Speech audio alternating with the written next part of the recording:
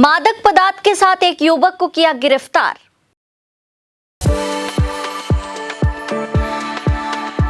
We are the dreamers, the achievers, and the leaders. Come, join us today. मादक पदार्थ के साथ एक युवक को गिरफ्तार किया गया है।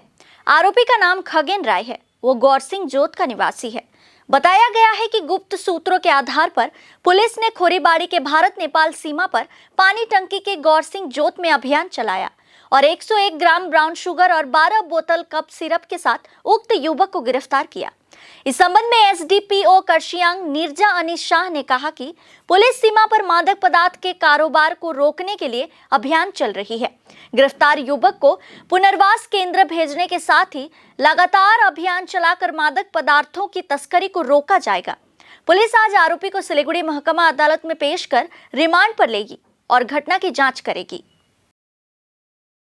दार्जिलिंग पुलिस ड्रग्स को बहुत सीरियसली लेती है। यहाँ पे बहुत ड्रग का स्मगलिंग हो रहा है, इसीलिए हम रेड करते रहेंगे। और आज रैंडम रेड नहीं था, हमें कुछ इन्फॉर्मेशन मिला है जिस हिसाब से हमने ये अक्यूज को एप्रीहेंड किया है। ऐसे हमारा नेटवर्क बहुत ड्रग स्मगलिंग के रिंग्स में एंटर कर रहा है।